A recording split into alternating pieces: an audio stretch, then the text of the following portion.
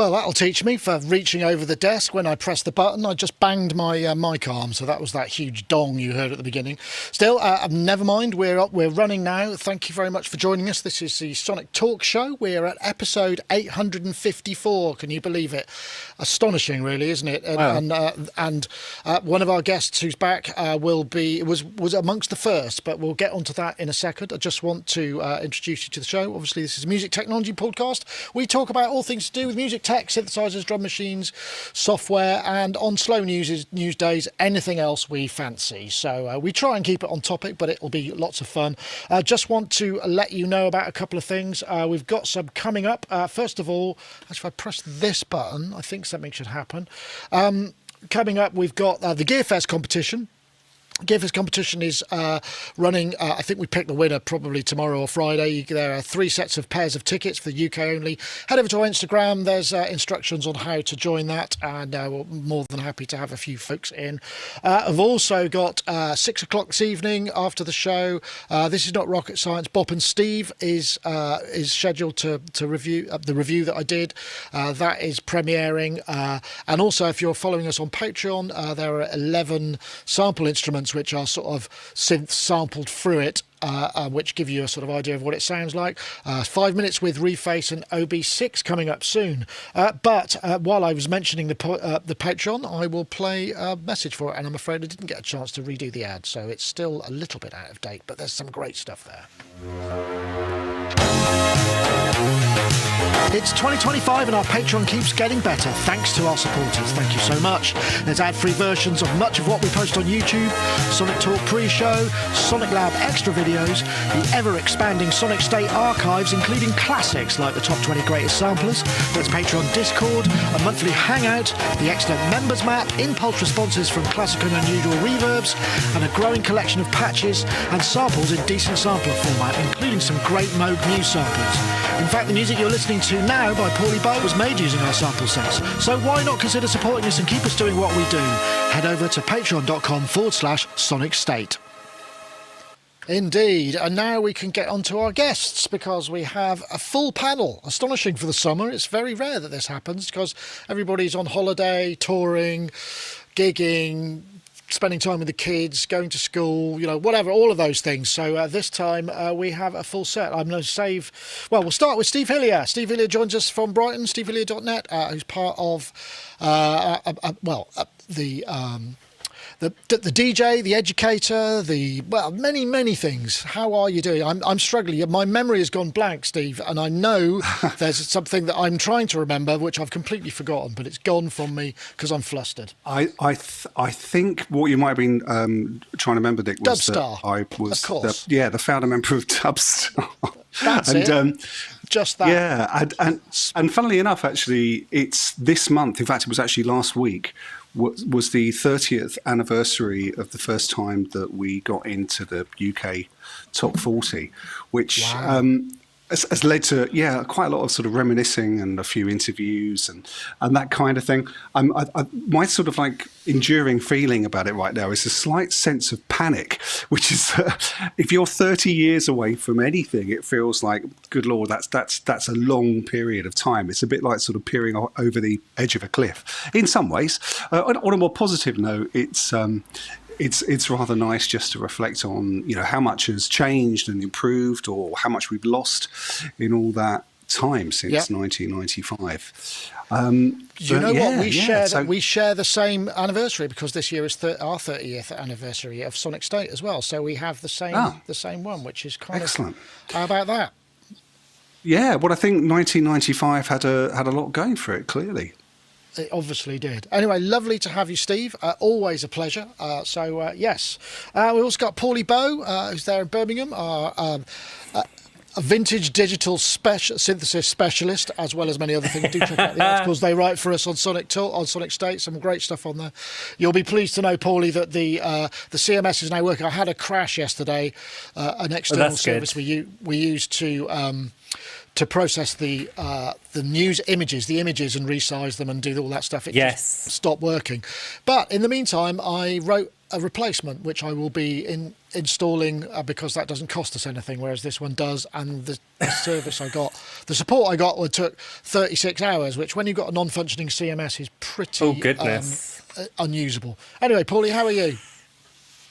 I'm okay. I am currently preparing for a workshop I've got on the 21st, which is, blimmin' hell, it's Monday, for Saffron Music on how to make music with vintage computers.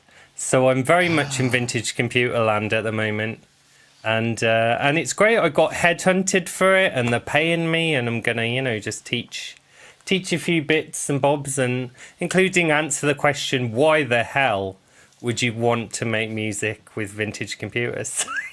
Well, that's there we go. Not an unreasonable Do you have question. an answer for that? I do. Please do.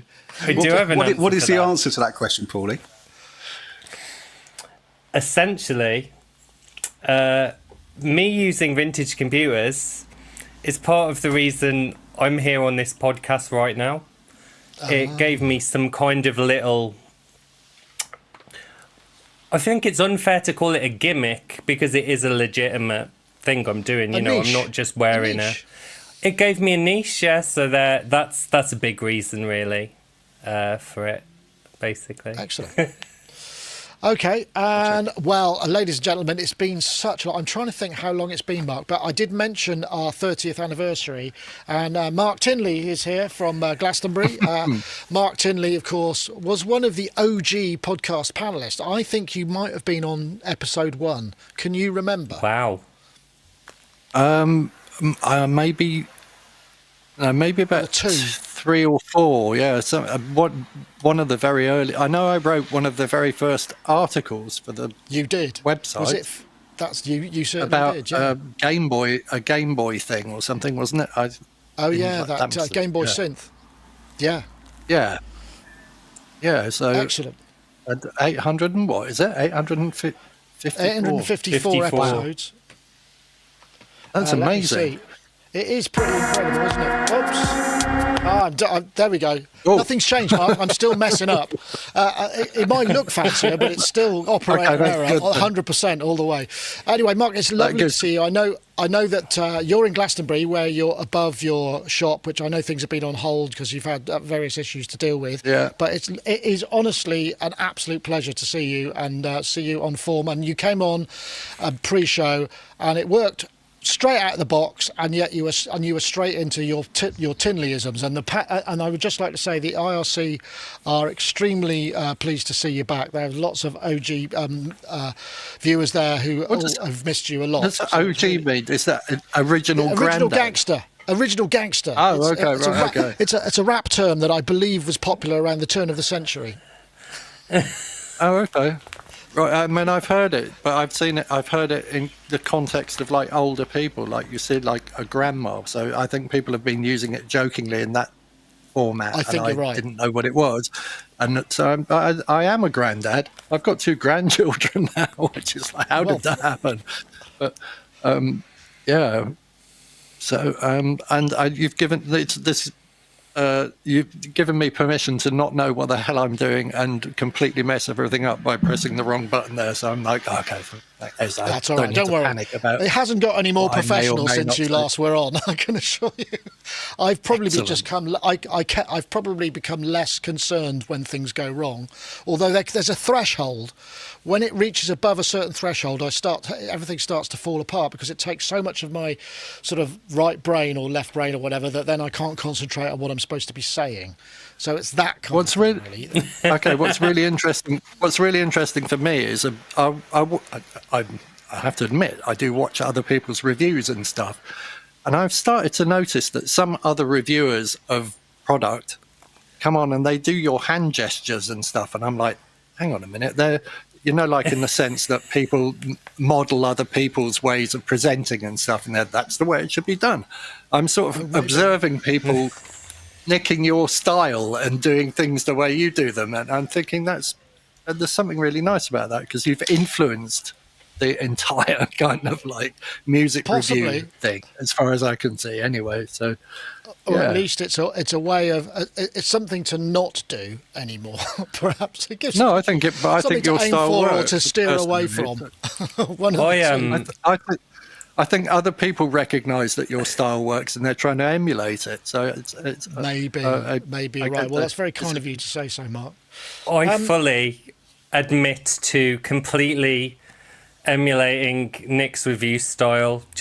I just add little weird outfits. Basically.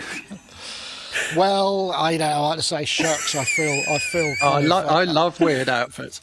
I've got a dressing up box downstairs. A dressing up box. Oh, really? Okay. I have. Honestly, yeah, with all We're going to be friends heads and all sorts of stuff in it. Yeah. Way. Come and visit me. All sorts of stuff in there. Amazing. But yeah, the structure of it, Nick. You know the way you structure a synth review. Yeah. Well, it's just the perfect format. Well, wow. Okay, it sounds like I've been paying people to do this. You're going to have to force. I'm going to be forced to go into a topic now because I can't take any more of this. Okay, let's. Shall we do that, Mark? Shall we go into a topic? How do you feel about a topic? Do I get to pick? No, I was just saying. Well, you could, I suppose. Okay. No, how can I refuse that? You'll have to. You have to pick from one of the ones we've got in the list. Obviously, you can't pick something random. random. I'm looking at the list and I'm thinking. Oh, okay. I can talk loads of nonsense around deep into snares. Okay, let's do deep into snares then. Let's take that as a choice. Right, okay, let's just get up to that. Just find it here. Okay, standing by. This is the first time I'm pressing the button with a slightly new system, so I'm hoping it's going to work this time. Let's see. Today I'm going to show you how to make unique snares. So a clapper or a snare can be any somewhat tonal sound with a punchy or snappy transient. These can go as tonal as a rather amusing name. Kind of dubstep snares, which kind of emulate real snare drums. So this video just goes into minute details of how to tweak and change it. It's a really good video. It's a guy called Dank Source who's done a load of stuff with Ableton where he's sort of EQing bits of stuff and then building these incredibly complex. I mean, it's really interesting. I mean, I know many of us talk about back in the days when we used to spend all this time choosing a snare, but this is more about constructing them for individual parts, which is much more of a common thing, particularly with snares and kick drums, where you layer things up, you use certain parts for the doof and certain parts for the click and the body and the whatever. And this is just a really fascinating one. And I thought I thought it was, there's what classifies a snare, synthesizing a basic snare, well worth watching, adding character, and even if you're not interested in making snares. And we've all been there. I mean, Steve, maybe I'll come to you first. Where do you go to for a snare? And do you kind of... Because I find personally, I don't think I can be bothered with all of that layering and stuff. Maybe that's part of the issue. I sort of feel like that feels like friction to a degree, but maybe that the process is kind of what makes it more valid, which is probably just me being lazy. Well, to be honest, I used to be like that, Nick, in the sense that I just wanted to get to somewhere very quickly, and so I would choose a sample that I was familiar with. But these days, I do sort of construct most of my drum sounds from scratch, and the instrument I've been using for this is called Chromophone. There's actually a sort of a smaller version of this within Ableton itself. I'm not quite sure what it's called, but basically it's a synthesizer that is based on modeling, and it excels at creating drum sounds. Now the thing is with it, you really do have to kind of persevere before you can sort of land in what I find is a place that you'd want to use. But it is worth it. But just recently, something that I've been using, which is a plugin which has kind of transformed my drum sound design, is a plugin called Snapback by Cable Guys, which I know, which involves BT, who is sometimes a contributor on this show. And that plugin enables you to trigger like a transient sound that either happens on the strike of the drum or just slightly before. So you can have like a sort of flip sound that comes into whatever it is you're trying to synthesize. And this, for me, has been transformative because rather than struggling with a synth to get the body of the, let's say, a snare sound, like the sort of poof of a snare sound, and the right snap, now you can just concentrate on getting the right poof sound, the sort of sound of the skin of the snare, and add a transient later, and that's so powerful. It's led me to some really unique places. So I can't really recommend that plugin enough. It's great. And once you combine that with a little other thing that I use called Spiff, which I know the guy who made this video references, which is like a transient shaper from Oak or OX Sound. Sound, right? Okay. This is some. Yeah. This is something that I've been using a lot recently, and it's really enjoyable way of working as well, particularly with the Cable Guys plugin. It's great. Nice, interesting. Mark, it's funny because I mean, you and I are both of the vintage that would have spent a lot of time searching for the perfect snare, sort of just going through samples. Maybe we were on sessions in studios where the Fairlight was involved and you go, what about this one, what about... Whereas layering them, which has become a lot easier these days, and kind of creating composites has been made a lot more easily. So maybe that's because maybe we've been trained out of the inventiveness, but I know you've spent time with snares as well. So I do remember that the S1000 had a way of being able to put fronts, like different snare sounds together. So you could have the transient and the other part together, and the Casio FZ1 as well. Actually, you could crossfade different bits of drums into each other. But I reckon it's time for the big snare sound to come back, because we had that in the 80s. The snare was very dominant, and it was all about that snare going through a non-linear patch in the AMS, what's it called, an RMX or something like that. So and a lot of the snare sound was actually the digital reverb on the back of that sound. And then I've got a mate called Marcus who was the drummer in a band I was in 1983, I think. Wow. And he reckoned that the best snare sound should sound like a bucket full of glass. So about 3 months ago, 3 or 4 months ago, I've smashed a mirror and put it into a bucket and sampled it, like dropping that on the ground like loads and loads of times, and then whacked it through the AMS RMX reverb, the UAD one, and I've got some really good big kind of 80s sounding offbeat snare sounds from that, and I'm going to do something with it. I think that snare sound has to come back. Like Sisters of Mercy had that sound, but actually every 80s hit, I think, from the early 80s had that big snare sound dominating the whole track. There has been some with Bowie, maybe some of that. Yeah, maybe so. But there has been some of that. There's a sort of but I suppose the thing is the rest of the sonic space also had, there was room for the snare, whereas now the sort of the 1975 there was a whole bunch of stuff, but whereas they still have to have the rest of there's still the big kick and the bass and everything else. Steve, sorry, you wanted to just come in there. Well, yeah, I just I've been listening to some Skrillex just recently, like the Skrillex stuff from about 10 years ago, and the snare sounds that you hear in those tunes, like Equinox and that, they're really, really big. And I was trying to just work out how did he make those sounds, and it turns out that they're actually TR-909 snares. They're just regular TR-909 snares. But what he's done is that he's managed to isolate I suppose must be the fundamental frequency of the snare, which he says is 200 hertz, and just kind of whack that up in a EQ and probably some saturation of some kind, and you just end up with this enormous whack that sounds brilliant, really, particularly on a loud PA. So watch out for that. That's good stuff.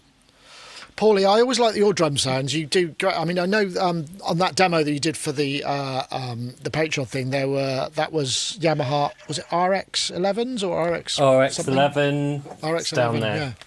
Yeah. And that's got that the fundamentals of that sound. That into a non-linear reverb is one of the sounds of that era. Most definitely. There's a I think I'm of the school of I mainly use an approximation of an acoustic drum sound for my songs most of the time, whether it's a sampled one or if it's, or I just actually play my electronic drum kit. So most of my snares have an acoustic bass, and then I'll, layer a 909 or something on top of it and compress it together. And I think although my processing would be quite different to the guy in the video, I really enjoyed seeing his way of doing things, like using a granular delay, for instance, to elongate part of it, using different Foley samples and things like that. I actually see, sometimes, not all the time, I actually see sound design and making music as two separate things.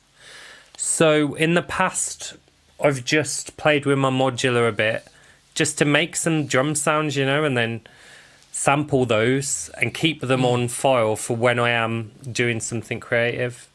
So yeah, there's also a really fun Windows 95 era program called Drum Synth, which you can still run on Windows 10, which is actually a really cool little drum synth. You can have the partials and a bit of ring mod and stuff like that. So I use things like that and then store up a nice library of weird and wonderful sounds to layer over my acoustic sounds. And one last thing, Steve, when you were doing your little boosh and ksh in your bit when you were talking, they're definitely getting sampled.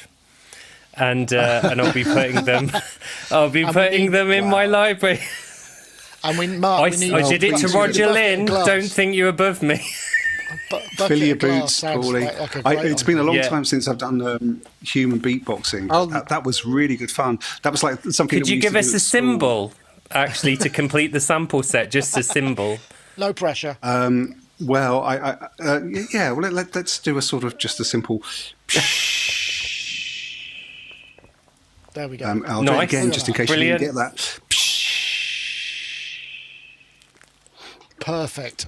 There we go. I particularly like how that's the full set. How the WebRTC noise reduction kind of let it sort of disintegrate towards the end of the tail, just like the kind of like you get as it disintegrates into the number of bits are not there. It's interesting though. I mean. One of the things that I was kind of curious about as well, because I listened to this podcast called This Week in Tech, which is a sort of American high tech, a tech industry podcast. There's a woman on there called Amy Webb who is she's a futurist, and she was talking about this kind of notion that by allowing machines to do things for us, whether it be AI or whatever it may be, assistive stuff, we lose the friction that is required to make creative work have some validity. So friction, I've always been of the thought of, when you're in the flow, you don't want any friction. You just want to be able to do it without any sort of, so these tools, or some of these tools, are great because they just allow you to kind of get on with it and just splurge out. But actually, maybe I'm revising that thought to think there needs to be some friction, because friction is what makes it worth It's interesting, something. the language you're using. So you're using a very kinesthetic language. And what AI can't do is it can't touch things and feel. So if you're talking about like just the word friction, this is talking about something that's going to like be sticky in the real world. Yeah, exactly. And it's like I think that the human interaction between objects and that sense of being able to feel things, like synthesizers with knobs, are completely different to use than when you're trying to use something on the screen. So it's going to be both good and bad, isn't it? There's going to be things that AI is going to make possible, but there's going to be things that are going to be so obviously AI that I think humans are going to resist against that. And my prediction is that in the 1970s, we had that punk movement in kind of opposition to the prog rock stuff where people were getting very, very technical. So I think the computer stuff, the AI stuff, will become very technically brilliant. And then humans will like rebel against it, and they're going to do like some crazy, people are going to have to learn how to sing out of tune or play out of time or make bum notes and stuff that computers just aren't going to do. Or you'd have to train a model to do it. There's that form of hip hop, which I forget what it's called now, but I remember. Is it called glitch? No, it was prior to that, and it really is it boom bap? Is that what it's called? Maybe. Oh right, yeah, the late '90s thing. And it just sounds out of time. It's really weird. It's willfully out of time. It's kind of, but it's done purposefully, I think. Anyway, I'm not quite sure of the philosophy. Hold that thought. I'm going to just play a message from our sponsors because that's what I have to do these days. So back after this. Get iZotope Insight 2 for $49. Insight 2 is a comprehensive metering and audio analysis plugin built for any music, post-production, or broadcast application. For the music-minded, Insight 2 takes the guesswork out of your complex mixes. With presets called layouts designed for every stage of music production, you can deliver the optimum mix the first time around, helping you save time and money when mixing and mastering audio by monitoring your track with the highest accuracy. For the post-minded, Insight 2 is perfect for visualizing changes, troubleshooting problematic mixes, and ensuring compliance with broadcast loudness standards, including targets for the USA, Europe, and Japan. And Insight 2 supports multi-channel audio, up to Dolby Atmos 7.1.2. With Insight 2, seeing is believing. iZotope Insight 2 is available for $49 in this flash sale, available till July the 23rd, 2025. Grab it while you can. Yeah, I just got this to throw up. They say extreme Dilla-isms is what it is. I guess that's Jay Dilla. I don't pretend to know what that means. That will go away. Anybody else care to comment on this? I mean, I know, Paulie, you have some strong feelings about this, but I think it's an interesting difference. We need to, where is my continue pitchfork? to use where's your pitch? Maybe Steve, because I know Steve, you do quite a lot of stuff with AI, and there are things where it can help. Yeah. I'm not meaning to this to be another expert, but the notion of this idea of needing to have some friction, some resistance. Otherwise, there's no payoff. It's just too easy, right? It's a very interesting concept. And I suppose we could just go straight back to some of the cliches, like, for example, that creativity depends on limitation. And also that I think of music as problem solving, but you get a certain amount of artistic satisfaction by solving the problem yourself, or at least through your input. And I think that a lot of that satisfaction goes if you can just say, with a prompt, and then get back something that solves the problem. In some ways, it's kind of missing the point, because from an artistic perspective, it's the journey that is the satisfying thing for the creator. Yeah, precisely. And so I suppose, I've noticed in my own work that unconsciously, although I wouldn't really describe it as friction, I have been reincorporating problems that I need to overcome, if you know what I mean. So, for example, I found that whenever I've been using any kind of AI platform, I almost immediately gravitate to how can I make this break. I don't mean literally break, but how can I get back a result that wasn't the intended result of the LLM or the people who designed it? And so it's kind of searching for new stuff in a world of very polished mirrors, if you get the metaphor. It is absolutely fascinating. I must actually see this article, the friction. Yeah. Well, I tell you what, it's the last episode. If you follow This Week in Tech, it's on the Twit network, and it's Amy Webb and Harper Reed, and there's a really interesting discussion just about that whole area, and not specific technologies, but just this sort of notion of us becoming reliant on things in the same way that we have with GPS. It's like most of us. Yeah. Who grow up, some of us can still read maps and sort of have a sense of direction, but those of us who don't have a sense of direction would just go, I need to get here, take me there. And even if it's the wrong direction, we'll follow it because we don't know any better. I was just quickly. I was reading a really interesting article about something that was described as the Gen Z stare. I don't know whether you guys have come across this, but basically, people are reporting, working out there in retail or whatever, that interactions with people who have grown up using Zoom cameras is becoming very strange. When you're used to talking to people face to face, you do a whole lot of articulations and stuff that communicate because you're I'm in not the same sure space. I do. Okay. But if you're just used to talking to people across the screen, you do a lot of time waiting. So we're often just sort of sitting there just staring. Well, also you're not looking at the eyes, are you? You're not looking at the camera, which means you give the impression of not looking in people in the eye. I'm looking at the screen now. My camera is up here, so the difference between that and that is quite substantial if I'm addressing a person or an audience, and so you get those sort of things. Sorry, Mark, you had a point to make. Did I? Oh my God! Oh, maybe you didn't. No. I was going back. I was maybe going back to AI. I mean, I talked to ChatGPT quite a lot, and I was writing a song, and instead of asking it to tell me, instead of giving it prompts and getting it to write a song, I was writing the song and telling it that I wanted to say this in a slightly different way and arguing with it quite a lot. And I found that it was almost as good as collaborating with a human. And then I thought about it for a bit, and I thought, what would happen if I installed, because I don't like the idea that I'm typing all my ideas into the internet and it's just disappearing into this big language model somewhere that's, it's learning my unique personality, perhaps. So I found out that, or it had advised me that I could install the language model on my M3 Mac.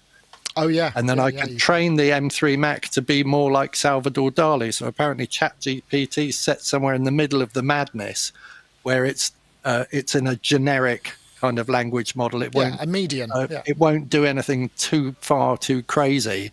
But there's certain commands if you install the language model in your own computer where you can tell it to do, and I can't remember what the word is. You give it this word and then it just goes completely mad.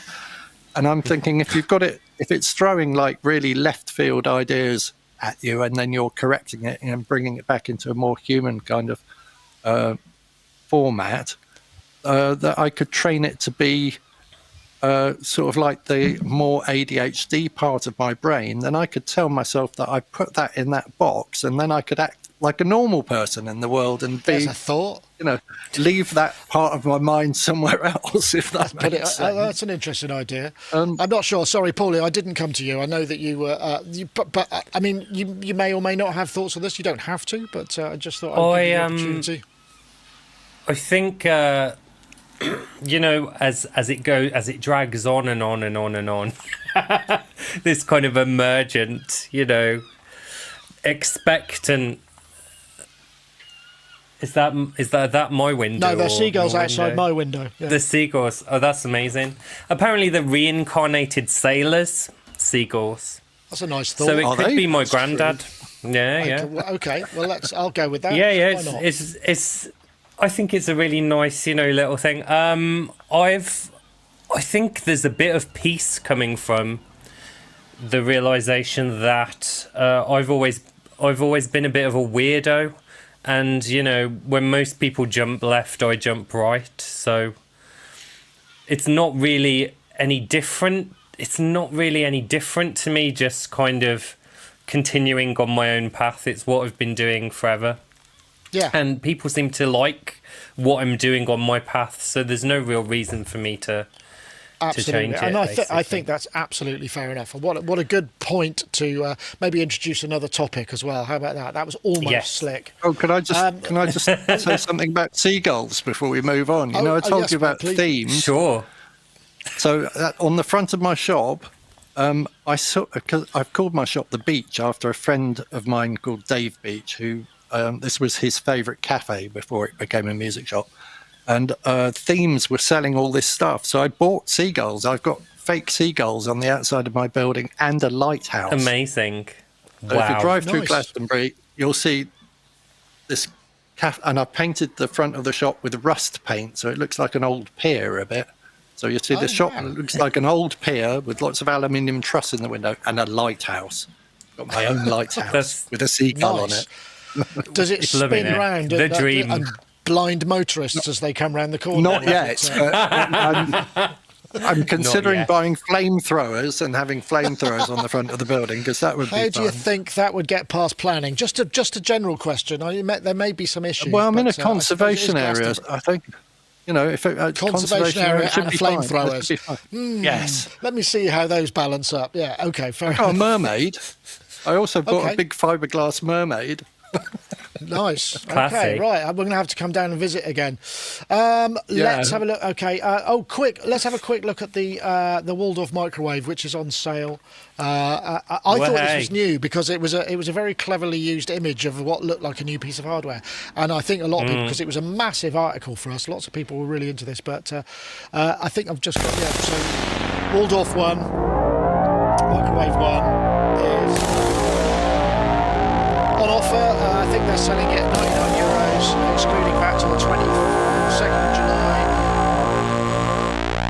It was, let's see,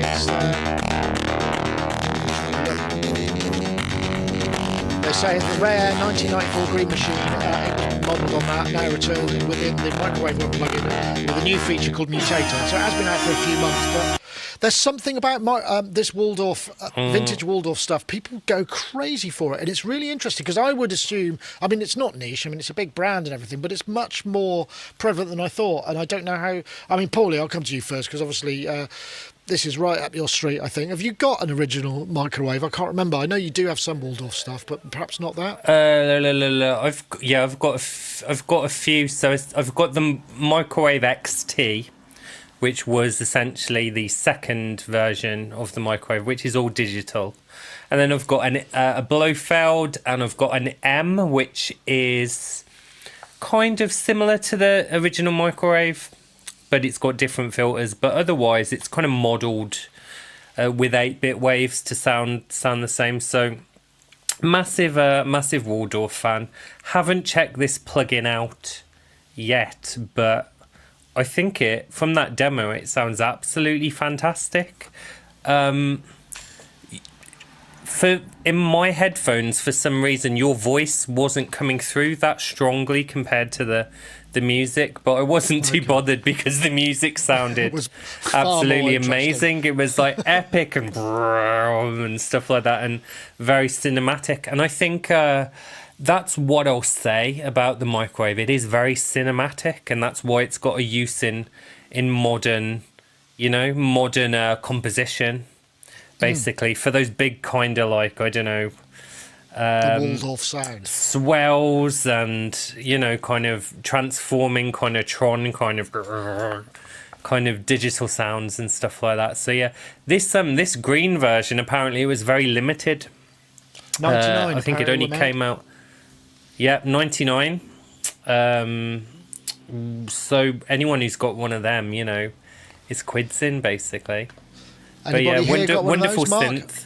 Anything there in the shop by Waldorf? I don't have one of those. I do remember when that keyboard came out, and my friend Pat the cat, who lived in Chelsea, he was probably the age I am now, actually. He used to work in a music shop in the West End, and he'd bought one of them, and I think he spent like $6,500 on the keyboard. And I remember it sounding very much like a PPG Waveturn, but being able to do like a whole load more stuff. And the thing that struck me the most about the whole thing was like the finish on the casing, but the red knob. The red knob for me is the thing that is just like, yeah, that keyboard looks really, really good. I don't care what it sounds like. That kind of overall look of it. This is the knob in question, I believe. That was on the the rack version. Yeah, but on the big, like huge keyboard with like that red knob on it. It's enormous. Was it the Wave? Was it the huge one? It might have been. I think maybe it was. But it's essentially the same thing, isn't it? In a rack, the microwave, wasn't it? I think the sounds are much the same. Yeah, maybe you can't do quite so many layers. They're all kind of based on the same kind of slightly different topology and types the of same filters in many wavetables. cases, aren't they? Different filters. They differentiated it enough to make it kind of, you have to have one of each, which is the skill. The later ones are 16-bit as well, with things like FM and stuff like that. But you can make microwavy sounds on all of them, essentially. And they had something on the iPad as well, didn't they? Which was really, really good. Nave, I think. Yeah, that's it. Yeah, that was really good. I liked that a lot. And you could talk, you could record your voice into it, and then turn it into a kind of fast Fourier waveform thing, and then you could like scroll through and find bits of sound and find like really unusual things in it. Steve, is the Waldorf sound part of your arsenal? I mean, I know you've got a bunch of analog stuff behind you, but I mean, for those in the box, I suppose this sort of plug-in and give you easy access to that without their service fee. Yeah. Do you know, funnily enough, I had a Waldorf Pulse Plus, which was the analog sort of monosynth that they had for a while. I got to admit, I just didn't really get on with it. I mean, as a interface, it was, I think, about as good as those racks got when you were trying to manipulate like an analog sound. But the sound itself just never really appealed to me. But listening to this plugin, I was like instantly transported back to 1994, 5, 6. And, occasionally you get those moments where you go, oh, is that where that sound came from? It was always sort of like part of the landscape, but I didn't really know where it came from. Yeah. And it's a very appealing sound. The thing that took my attention though from this news story was I didn't realise that Axel Hartmann had been involved in the design of this limited edition. Everything. He makes everything. He's designed almost everything. Well, yes. I do remember when I was reviewing gear for Future Music, the magazine, a long time ago now, I had an opportunity to review the Hartmann Neuron synthesizer. And that was just an extraordinary looking piece of kit. It had like orange joysticks on it, and it just felt like... Yeah, it felt beautiful. Yeah, and it was. I wanted one of those. Like, do you know? I didn't. What did it sound like though? Because I don't know that I ever heard one. I just saw them and wanted one. From what I remember, it sounded a lot like what we would describe now as resynthesis, if you know what I mean. So you would put in a sample and it would do a whole load of interesting things with it. So it was more. To my ears, it was more interesting than it was usable. And then I went off and I did a review of the software, and unfortunately that crashed a lot, so I never really got on with that. But as a instrument that you would approach and use, it was a beautiful thing. And then I had a Moog Little Fatty for a while, which I believe Axel had a hand in some of the design on that. And every time I come across one of his instruments, they feel like somehow a classic version of the future, if you know what I mean. And I just want to play them. So yeah, nice. So there we go. Thank you, Axel. Let's have a look at. We've got. I mean, it's summer. We're getting to some of these evergreen topics, and I saw this one. This one, I can't remember where this one popped up, but I just thought it was. It was. Oh yeah, actually, no. This was. Let me find it. It's the best beginner synths. Okay, this came from an article by Adam Douglas on Gear News, and then I sort of went down a bit of a rabbit hole, and I found this video, which I'm not sure if it's actually an AI generated one, but it sort of has I'm not quite sure why else it would be. So this is sort of illustrates the best synth beginners. Both exciting and daunting for beginners. The right synth can pave the way for endless creativity and exploration. Here's a revised rundown of 5 great synthesizers for beginners, featuring updated models and fresh entries to kickstart your adventure in sound. 1. Yeah, that's a dreadfully sort of crass. It almost feels like a sales pitch, probably linked to some affiliate stuff. But this does mean, okay, so best beginner synths. I think in the article they had Arturia Mini Boop 2, Korg Mini Log XD ASL. Oh no, No, they didn't. Actually, the Adam Douglas one was a bit light on that. I was thinking, what about the Mini Brute, the Minilog XD? This guy said the ASM Hydra Synth Explorer. Some of these are perhaps a bit far up. I know, Mark, when I sent this message out, you put your hand up for the SH101, which of course you can get a better version now. You don't have to have the classic. And there's the Donner L1, Donner Music L1, which we've got a video coming out on shortly as well. You know, that it's a classic synth, right? SH101 for me, the layout of it, the knobs that are there all make perfect sense, and it's very easy to get to the kind of sounds that I want to make really quickly. I mean, its only caveat is that it's monophonic, so you can't play chords, but for bass lines and stuff. So I suppose I'm coming from like punk band into starting to make electronic stuff, and I was using it for like those thumpy bass lines and using it with a 909. And it's simple enough that it gives you enough of a sense of what synthesis is about. And even though the manual was written in kind of pidgin English back then, because the translations weren't as good as they are now, the kind of pictorials manual really just taught me about synthesis and how it worked. And the filters in it are nice, and you've got enough waveforms and pulse width modulation and sub-synth oscillators and stuff, so it can do a lot. And you can hang it around your neck and have a little thing. Let's not forget that. That is a very key point. So, Steve, you raised a hand there. Does that mean you used to hang one around your neck and play it live on stage, or still do, perhaps? Yeah, do you know, I actually did do that. I went through a selection of SH101s in my career. I made the terrible mistake of leaving old batteries in my final SH101, and I think you can imagine what happened. The guy I took, Rob at Audio Circus down here to get it repaired, said he'd never seen like it was like the inside of the SH101 was like a sort of electronic butcher's slab. So so that was a shame. But to answer this question of a good beginner synth, I was just sort of thinking, what would I recommend? And I think, and it sort of builds on the SH101, I would recommend the Behringer DeepMind 6, because you've got keyboard, pretty much one slider per parameter. There's not a lot of menu diving going on, but also much like the SH101, there's loads of easy to find sweet spots in the sound. So, you know, you're not struggling like you might do with one of these I've got just here, which is a ASM Hydra Synth, which was my other possible choice. The thing with many digital synths is that no matter how easy you make them to use, you sort of need to know what's going on with them, don't you?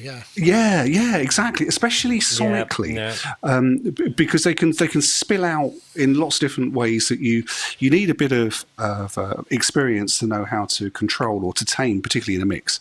But when it comes to these sort of simple analogs, the DeepMind 6, I think, is just it's great, and I think there's so much weight there that I think it would be a place which would inspire a beginner to explore from, if you see what I mean. And it's got great synths, great effects in it as well. That's a really good shout, because it's basically sort of Juno style layout, which is a very familiar thing.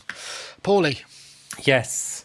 101 related, there's this fella, the MSW810 from Michigan Synthworks, which is very similar, analog guts to a 101. So it's, just VCO. I've got such a problem with all of that space on that quarter. There's a whole quarter of the synth without anything on it. There's a sequencer version. There's a sequencer version with buttons, but I don't have the luxury of that I've got another. Oh, sorry. Talking over you, sorry. I was thinking, it's okay. I was thinking the Minilog XD actually is quite a good shout. Yeah. Because it's knob per function. So you can learn the basics of subtractive synthesis, but it's also got the user oscillators, so it will keep you going for quite some time. Good. Yeah, good. But it's not got much polyphony as the DeepMind 6, so there we go. I want to throw in JX3P if you've got the programmer, the PG200 on the JX3P. Yes. That is a really nice synth. Really nice. Oh, I would. If that's the layout the case, of the programmer, same. If that's the case, I would then put the Roland Boutique JX03. JX03. That is. It's probably the same thing then. It's it's like the programmer. It's cracking. Yeah. I think it's got 28 voice polyphony and a split / layer, so 2 independent synth engines, and that chorus on it is absolutely bang. It's bang on. It's really good. So I would say that's a good. I mean, it's not ACB. It doesn't have the same resolution as maybe some. Was that the JX08 actually, not the? JX08, I think it's maybe. the JX08. I've the got one with the I'm more gonna see if I can polyphony. find it. Is it black and red, or is it because the JX3P was all it's black the grey and red? one. I think the grey one. But then It is. I think the JX3P has got the CE2 chorus in it. So that's the or the CE1 or the CE2 chorus, which is the stereo version of their very first chorus, which is like that just beats all other choruses. No, I don't know where down. it is actually. I thought I had it, but it's not within my easy reach. One thing I noticed, right, was that some synthesizers which were marketed to beginners, earlier in the century, like the Microkorg and also the Mini Nova, weren't actually that great for beginners because the UI isn't knob per function and you have to kind of bury yourself down menus. So a lot of Microkorgs, the original one, ended up kind of as preset machines in indie bands who just use the vocoder. And yet one of the I haven't tried the new one. Yeah. I haven't tried the new Microkorg, but I imagine that the screen on it will make it a bit better for a beginner than the original. I think a lot more expensive. I'm just going to interrupt there because I have another ad break to pop in before we get to the top of the hour, which has time's gone so quickly. I can't believe it. Back after this. I know right away when it's good for me because it makes me write something. Komplete 15, a do-it-all production bundle for endless sonic inspiration. I did not know it could do that. You have your low sounds, you have your mid sounds, you have your high sounds. Create any sound imaginable. All together, sounds nice and big. Whatever sound your music needs, make it with Komplete 15. Yes, and we thank them for their continued support. Okay, so let's see. Well, we're whipping through the stuff. I wondered about that. I think we've got to do the album one, surely, because I think that's just this topic came up. This was an evergreen one, and I think I'll put it in because we're doing question of the week now on all our socials. So I've got it on. These go on the YouTube community, the Discord, Instagram, and everything like that. And we're getting really good engagement with them, and it's great because people tend to chip up. The last one was, what's your favourite synth? Most underrated synth and why? You can that'll be up there till next week. I mean, it's all up there. But this one just came to me. Which album, classic album or whatever session, would you like to have been involved in? And why? And I thought that was a cracker. And I do have a video. I'm going to play it. I'm not sure if we'll get busted for it, but this might give you a guess at what one of the ones I would have chosen. So this is obviously a video shoot for Slave to the Rhythm, and oh wow, and Grace Jones in it is just monumental in this. Even in this sort of, you could just.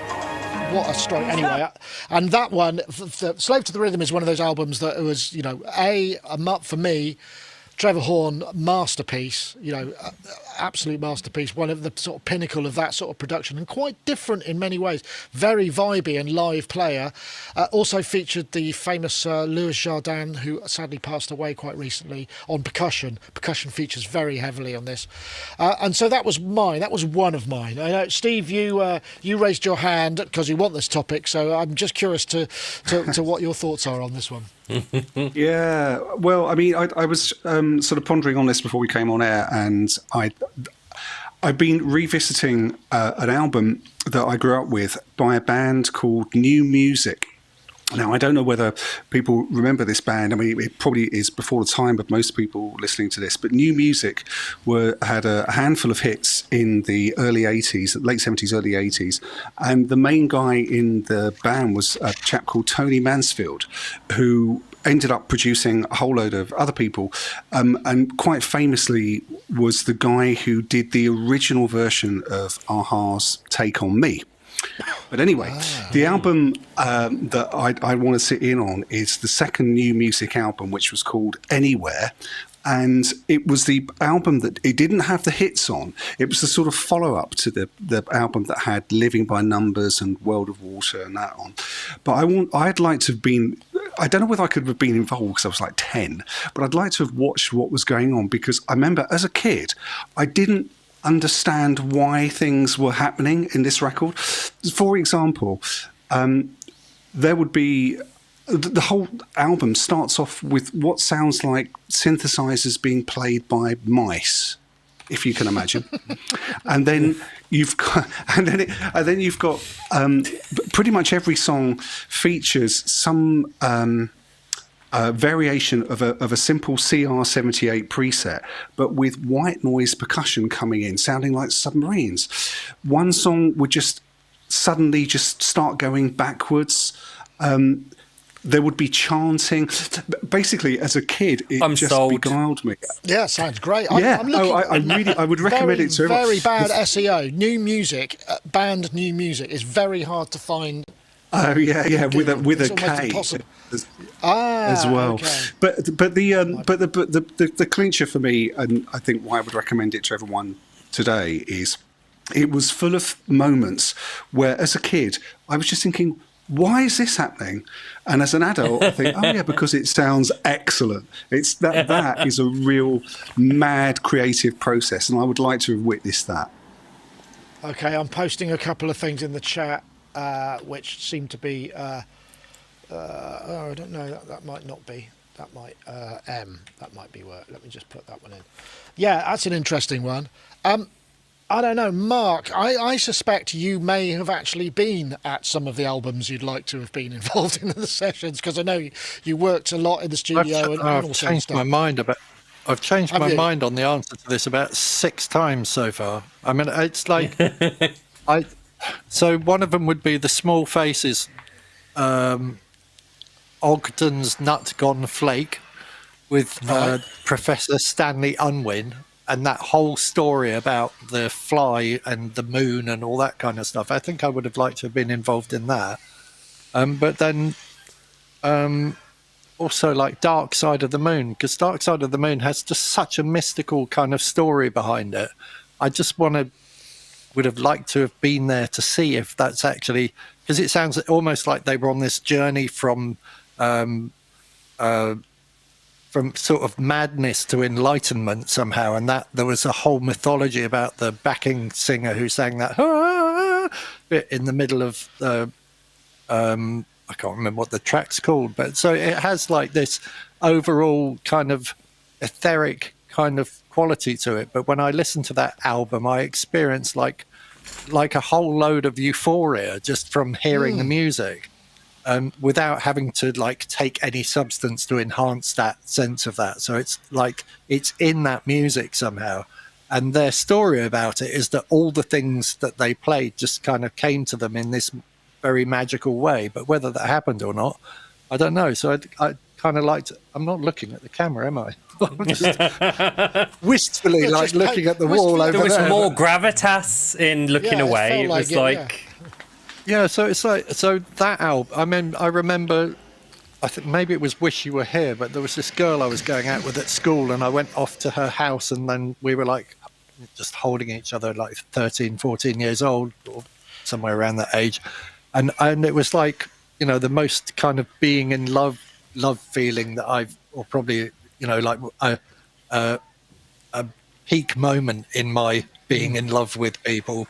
And it was very much driven by that music. So I want to know where that comes from, because I know for sure that I don't know how to do it in my own music, and I rarely hear that quality in music. So, okay, Oh, interesting. So sort of where it was injected.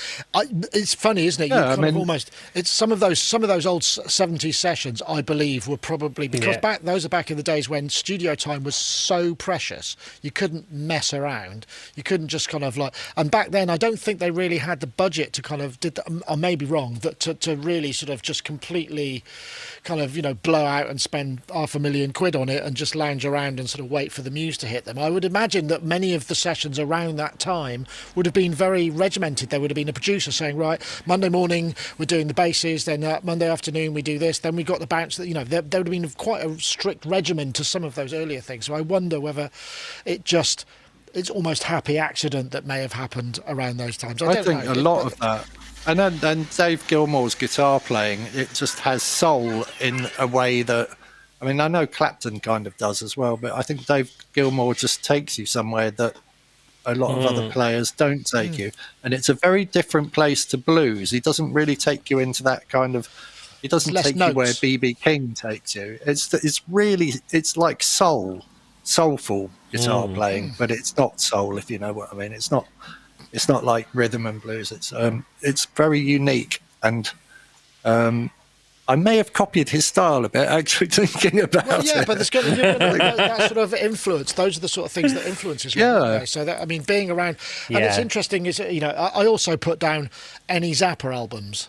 I would, where the band were recording. I think they would have been really interesting because they were such brilliant musicians, and there must have been all these moments where everyone was going, wow. Well, Warren was in Frank Zappa's band. Warren, who played guitar in Duran Duran, was in Frank Zappa's band. That's true, yes, he was, wasn't he? And by all accounts, and so was Steve Vai, actually. I think Steve Vai was his, what are they called? The people that write it all down, music notation person or something. Okay. Oh, really? So, transcribers.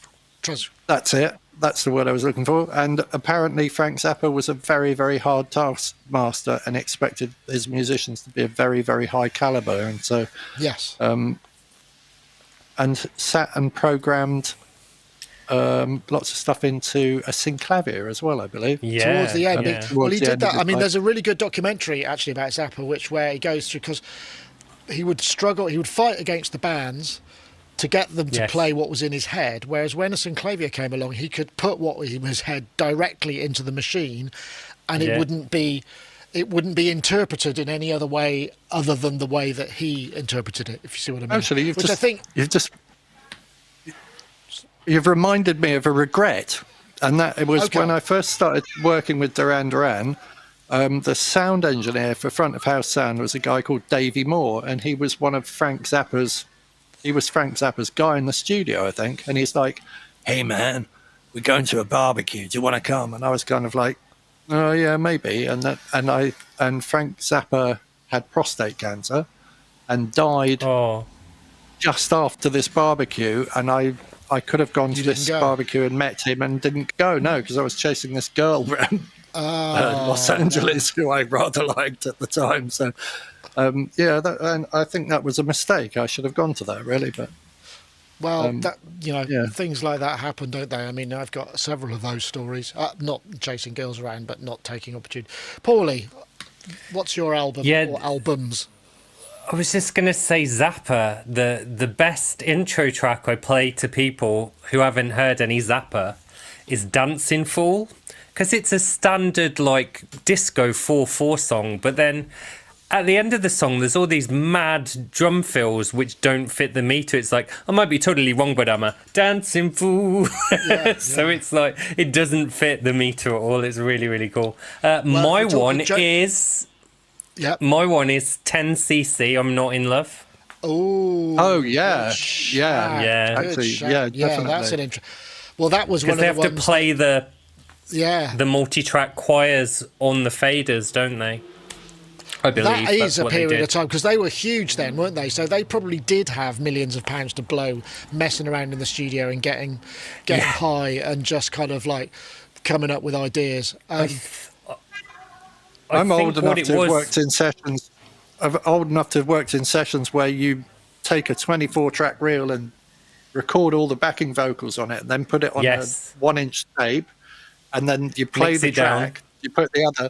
and then you're like hitting the play button on the 2-track machine and trying to fly stuff in before we had samplers that could have enough memory to do that. Funny. That was a hell of a task, that was. It was. Well, the Bell BD80 delay was the first thing that was used for that, wasn't it? That was it had a lot of memory. I think it was only mono, though, so people would use that because it had a big trigger button on the front.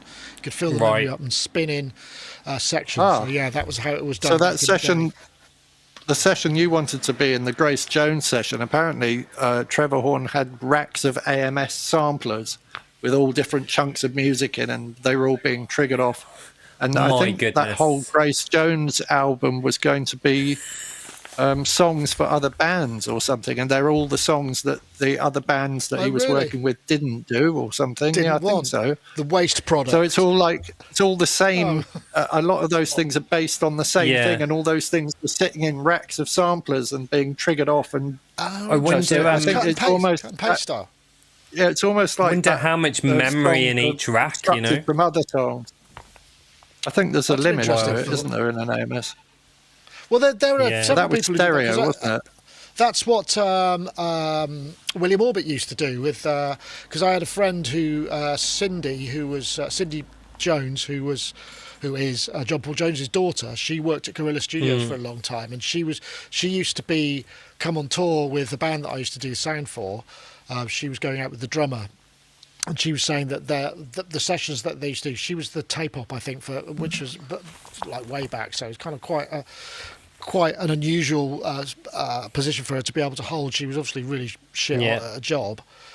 And they had, what he would do is fill the multi-track with loads of different sort of riffs and ideas on 2 tracks, and then cut between them live. So it would be like editing tape, but instead of editing the tape, you just cut between. So you'd have like beat A and something mad. So you'd maybe you punch in tracks 6 and 7, which might be some really mad fill that was just running the whole time, or several fills. So you'd have this sort of and so they would cut together the sections using the mixing desk and flicking faders up to get the sort of delay sends, and all. It was apparently very you could record that as well. I did. You could you could record all your mutes into the SSL, and then you had these massive great big 8-inch floppy disks, huge great big floppy disks, bigger than the things they put in the emulator, and it had something like 64K of memory or something, not a lot, and it took bloody ages to like do recalls on those things. And so all of that stuff is just so simple now to do stuff. I know. I remember before. I don't know, Steve. Do you remember this? Where there were Total Recall desks that just memorised the positions of the knobs, so it would come up on the screen, and you would turn them until it matched.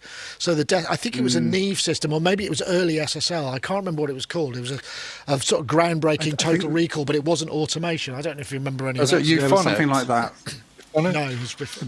There was something like that on the SSL desk, I think, that was at RAC, which we worked in a few times in the 90s. And I remember there was an engineer guy, I can't remember his name, but it wasn't, we had 07, if you remember those guys. One of the guys from 07 did the engineering on a Dubstar album, so it wasn't him. But there was one engineer who was hired not for his ability to capture amazing sounds, but his ability to recall a desk accurately.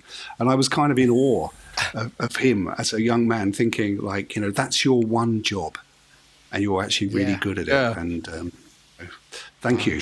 I remember people having reams and reams of paper, like A4 paper, and then like getting each sheet out and doing EQs from paper on SSL desks. Yeah, and the SSL could basically I'm having a panic attack. So remember fader positions or mute, and that was about it, I think. Oh my goodness! Not the EQs and everything. But forget EQ or panning or.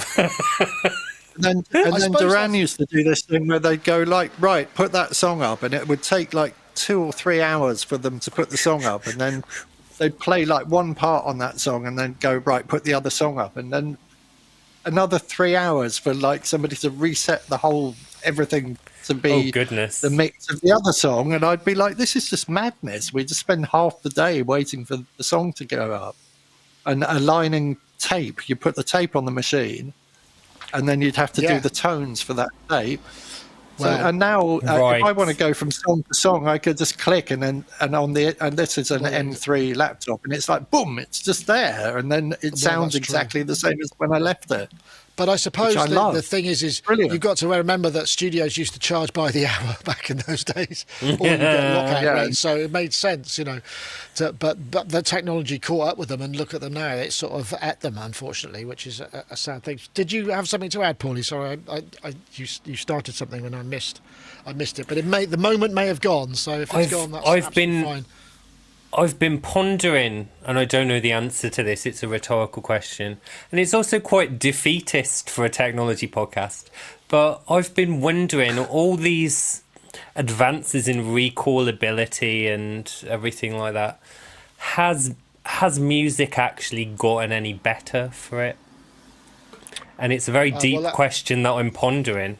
Yes. I think production has got much more polished. So production is like way, way better than it was. But I also think analog production has a quality to it, which is something you can't emulate with digital. But in terms of being able to get a good vocal sound, you can get a really good vocal sound really quick that will sit and have clarity in a mix. But I think we're in a more kind of almost like a polished, harsh, kind of overly reflective, bright kind of world now, whereas it was softer before, maybe. This reminds me of an album I wanted to throw in. Yeah, anything by Electric Light Orchestra, because they push the boundaries of multi-track production. I would love to have heard, been there for sort of Mr. Blue or Mr. Blue Sky or one of those albums, because that would have been, that would have been amazing. Here's the thing to think about, actually, for anybody listening to this podcast now. If I'm speaking into this microphone, the sound that you're hearing coming out of your computer sounds absolutely nothing like my voice. There's a whole load of brightness and stuff that if you were standing next to me listening to me, you wouldn't hear like all this stuff going on. So it's almost like we're in this kind of super kind of enhanced world in the recording industry now, where everything sounds like larger than life. And if you listen to my voice and then go and speak to someone in 10 seconds time and listen to the quality of somebody's voice in a natural setting, it's completely different. So our recording, although we're saying it's good, is totally inaccurate and always has been. That's my philosophical take for the day. Okay. Steve, I detected an interjection there a moment. I'm sorry, I've been a bit slow. Well, I just wanted to quickly answer Paulie's question about, with all this extra convenience, does music sound any better? And I would just sidestep that and say, well, actually, I think the quality is probably about the same. We've just got a lot more of it now. I think that's the difference. Interesting. That's true, which dilutes to a degree. But, the thing is most of us don't do it because we want to be special. We do it because we enjoy it. And that's the point. You do it because you enjoy it. You don't do it to make yourself miserable. I want to be special. Well, okay. I know you do. My whole life I've been, if I could just have that one hit, then I'd be set for life. Then I'll write the music that I want to write. And now realise that if I have that one hit now, even if I had like a massive number, there was a girl on Instagram who said, I can't remember her name, she's very famous. She had one hit about 5 years ago, and she was saying she's had 5 million streams on Spotify, and then she worked out over the course of the entire time that she's been on there, she's made about $15,000, which amounts to a couple of $1,000 a year. So so if I have that one hit, I might be able to afford to insure my car for the year or something, or to pay my electricity bill. All adds up. The trick is to have a lot of them, or have ones that get used in films or advertising or whatever. Those are the things. That's the trick. Dance Revolution, computer games. I need to stop chasing that and to just write music that I'm not. And even that's got to come out of it's been a reason for doing it for many years, and it shouldn't be there anymore, and it should probably never have been there in the first place. Well, perhaps. Mark, I mean, I think shoot your ego in the head. Boom. Well, when we're kids and we aspire to be like David Bowie or whoever it is that you're hearing might be, so why not? Yeah. That's the way it works. I've been just very briefly. I've been posting a meme lately on my Facebook, which it says "The Life of an Artist," and the first stage, the first 10 years, says "Gifted kid, oh my god." Then the next 20 years are a burnt-out disappointment. And then the last half of your life is some weirdo in a costume. So I think that's quite poetic in terms of a life of an artist. Well, I suppose there are variants on that, aren't there? Anyway, I think I'm probably going to have to wrap things up now, but it's been lovely to talk to you. Mark, it's been an absolute pleasure to have you. I hope you will be on again, and I'm so glad to hear that you're sort of back in the flow of things. I'm not dead. You're not dead. But here I am. Yeah, Still alive. Something to be celebrated, obviously. Talking a load of nonsense about it. It's lovely. Lovely to have really you. Enjoyed doing it, actually. And Steve, I guess is that you're in DJ travelling season now? Are you off doing lots of gigs and stuff? Well, there's not so much travelling at the moment. I did a few things in Europe just after I was last on. We've got Pride coming up here in Brighton, which I'll be doing a few bits and pieces at, and then a few other bits and pieces.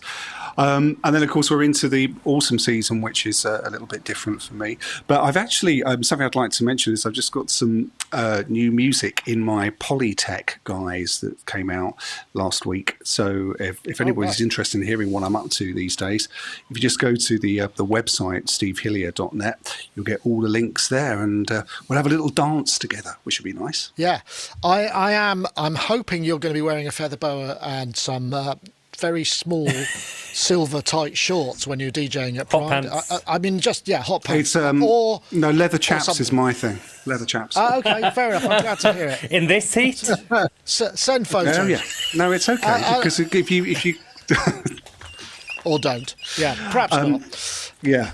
Yeah, I love it. Paulie, you're doing your gig on Monday, so probably spending the weekend finessing your things. So I hope that all goes well for you.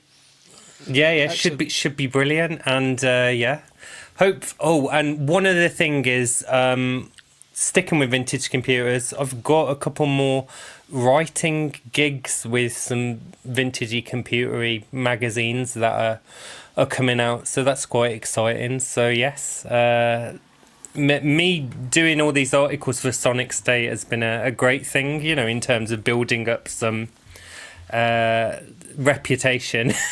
Nice. In terms of writing and stuff. So, bro, have you got anybody singing on any of your things? I noticed that the music that played at the beginning was instrumental. Oh yeah, that was for the ad because I'm speaking over it, so it had to be. If they were singing, it would be. You do singing. You do your own singing. I can't be your singer. Then, damn it!